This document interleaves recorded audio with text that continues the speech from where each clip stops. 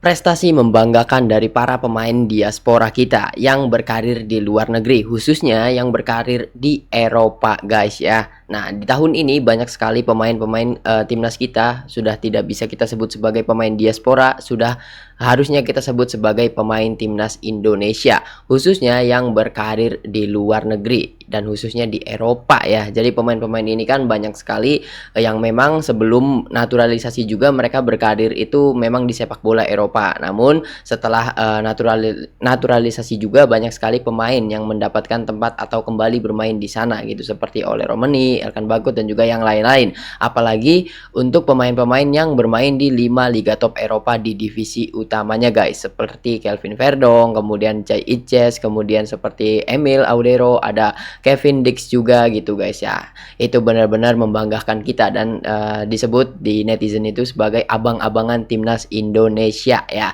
Nah, namun selain pemain-pemain yang berkarir di top liga di sana juga ada juga pemain-pemain yang bermain di divisi 2-nya, seperti ada Justin Hubner, kemudian ada juga Nathan Choaon, kemudian ada Joy Pelupesi, kemudian ada Elkan Bagot, bahkan Marcelino sempat di Oxford United ya, kemudian ada Ole Romeni walaupun memang Oxfordnya terdegradasi ke divisi 3 dan juga yang lain-lain gitu, guys ya.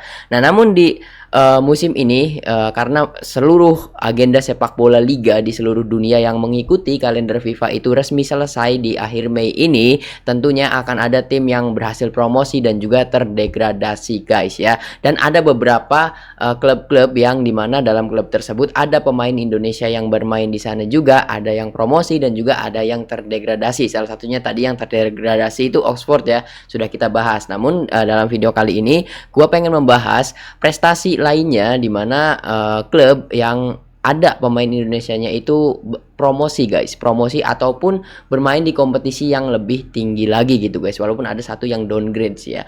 Nah, jadi kabar membahagiakan bagi kita pecinta timnas Indonesia karena beberapa pemain kita itu berprestasi ya, berprestasinya walaupun bukan mengangkat piala gitu, namun membawa klubnya ke divisi utama gitu, guys. Salah satunya adalah Nathan Choaon bersama Willem II, guys, yang berhasil promosi ke era divisi. Jadi Willem II di musim ini itu kan bermain di divisi utama Liga Belanda ya, dimana di situ ada Nathan Choaon, dan Nathan itu bukan sekedar didaftarkan sebagai pemain saja. Kenapa? Dia juga bukan penghangat bangku cadangan, karena Nathan Choaon merupakan salah satu pemain yang mendapatkan menit bermain terbanyak, guys ya, di Willem II. Jadi rata-rata Nathan Choaon bermain di Willem II ini hampir per pertandingannya itu 70 menit. Artinya Nathan itu benar-benar dimaksimalkan ataupun dikasih kepercayaan oleh sang pelatih ya. Kalau Willem II-nya itu sampai promosi, berarti salah satu faktor terbesarnya karena penampilannya Nathan Choaon, guys. Dan akhirnya sudah resmi Willem II kembali ke era divisi atau bermain di era divisi di musim depan.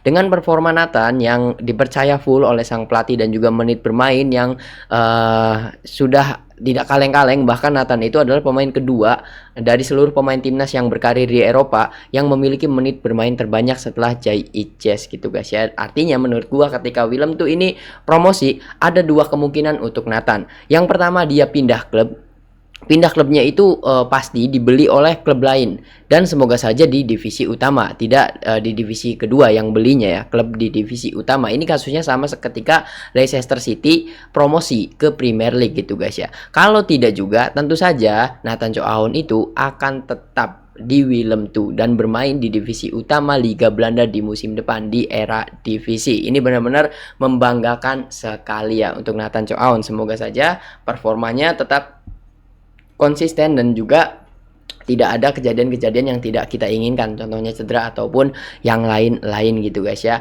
Ini benar-benar patut banget kita kasih applause ya untuk Nathan Choaon. Kemudian selain Nathan juga ada salah satu pemain timnas kita yang berhasil membawa klubnya promosi ke divisi utama, yaitu Joy Pelupesi, berhasil membawa Lommel SK menjuarai Belgia Pro League, guys. Bahkan menjadi juara, tidak hanya membawa promosi, menjadi juara di divisi kedua. Dan sekarang Joy Pelupesi dan juga Lommel SK berhasil promosi ke divisi utama di Belgia Pro League, guys ya. Nah, walaupun memang Joy Pelupesi itu di bursa transfer kemarin di Februari kemarin itu banyak dirumorkan jika Joy Pelupesi ini akan ke Persib Bandung karena memang sudah ada percakapan ataupun sudah ada deal secara lisan dengan manajemen Persib Bandung. Namun nyatanya dia tidak datang di bursa transfer kemarin dan stay di Lomel SK gitu. Walaupun kita tidak tahu ya untuk musim depan apakah Joy masih akan bersama Lomel di divisi utama Liga Belgia ataukah nantinya dia akan pulang ke BRI Super League ke Persib Bandung ya. Kita tidak tahu karena kalau misalkan kita lihat dari umurnya, Joy Pelupesi itu sudah bukan di umur prime-nya di sana ya. Namun sepertinya dari kualitas dan juga posisinya di lapangan itu sepertinya masih ada 1 tahun lagi lah untuk Joy Pelupesi itu berkarir di Eropa gitu guys ya. Dan semoga saja tetap seperti itu dan bermain di divisi utama Liga Belgia. Kenapa? Karena kita bangga banget ya, bangga banget guys ya. Kemudian setelah kita bahas pemain-pemain timnas Indonesia yang berhasil membawa klubnya promosi ke divisi utama, gue juga pengen membahas pemain-pemain Indonesia yang memperkuat klub-klub di luar Indonesia, yang berkarir di luar Indonesia, yang memiliki prestasi yang bagus banget gitu ya. Walaupun ada Jay Ijes dan juga Kang Emil, karena memang Sassuolo dan Cremonese di musim ini tidak menjadi juara dan juga segala macam, kita tidak bahas. Tapi kali ini kita bahas Kelvin Verdong. Kelvin Verdong berhasil membawa Losce Lille masuk ke zona Liga Champions, atau di musim depan Lille itu bermain di kompetisi tertinggi Eropa yaitu UEFA Champions League guys ya. Sama kasusnya seperti Nathan Joaon, Kelvin Verdong ini menjadi salah satu pemain yang benar-benar diandalkan oleh Lille. Walaupun memang dia itu jarang banget bermain full time, dia kadang jika jadi starter hanya bermain sampai menit ke 60 atau 70. Kalau misalkan dia mulai dari bangku cadangan, Kelvin Verdong itu baru masuk di menit 60 ataupun 70.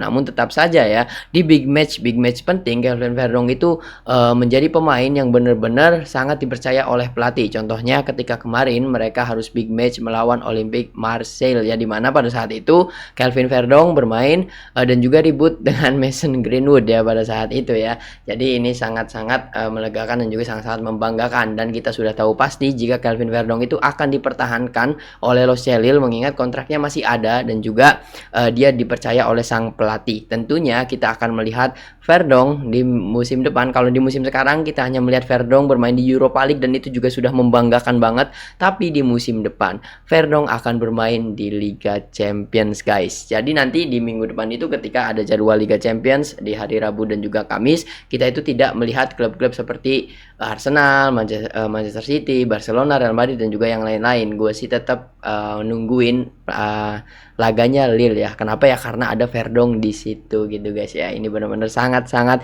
membanggakan. Kemudian ini adalah salah satu pemain timnas Indonesia yang tidak bermain di Liga Eropa namun bermain di luar Indonesia, yaitu liganya masih Asia Tenggara. Ada Sandy Walsh. Sandy Walsh berhasil menjuarai Thai League bersama Buriram United ya. Ini juga merupakan suatu prestasi yang membanggakan karena Sandy Walsh itu sama ya, pemain yang sangat diandalkan oleh Buriram United, dan juga kita tahu di musim ini saja dia dengan Buriram main di kompetisi Asia di ACL. Kemudian kita juga di musim depan tentunya sepertinya Sandy Walsh akan masih tetap stay di Buriram United gitu guys ya. Jadi semoga saja bisa melangkah lebih jauh lagi ya di Asia untuk musim depannya guys ya. Kemudian gue juga pengen membahas salah satu pemain timnas kita yang bermain di Liga Eropa yang beberapa bulan kemarin bahkan ketika kedatangannya ke Ajax Amsterdam dia itu selalu dikritik, siapa lagi kalau bukan Martin Paes ya. Paes ini benar-benar dikritik ketika dia baru membela Ajax Amsterdam. Bahkan ketika dia baru datang ada yang mengatakan jika Paes itu adalah kiper yang gagal karena tidak bisa build up dan juga yang lain-lain sampai sekarang gitu.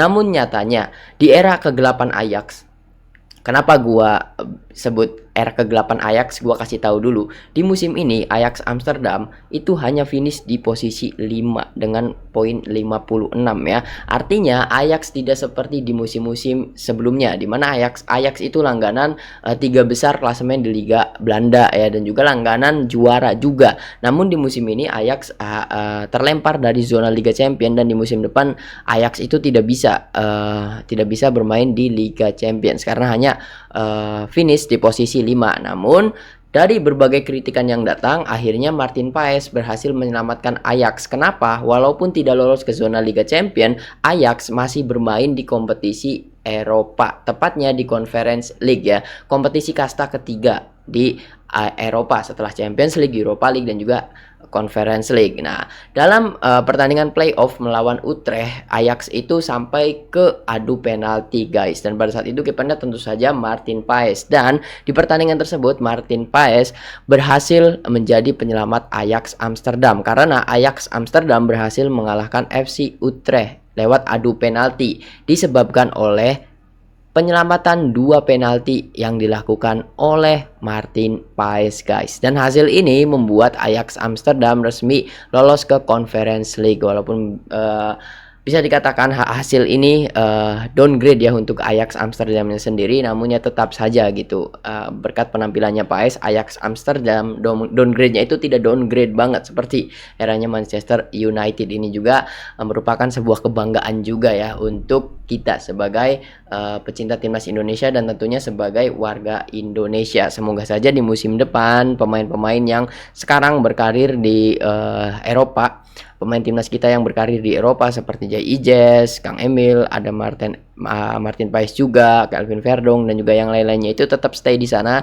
jangan pulang dulu karena dari usianya mereka masih bisa tetap stay di sana, apalagi khususnya untuk Kelvin Verdong yang masih muda ya, kemudian ada Elkan Bagot, ada Ole Romeni, kemudian ada yang lain-lainnya yang masih muda lah. Kalau Kang Emil dan juga Jay Ijes itu kan sudah kalau usianya sudah tidak prime lagi di divisi utama Eropa, namun mereka masih dipercaya oleh klub ya. Semoga saja masih bisa stay 1 sampai 2 tahun ke depan gitu guys ya.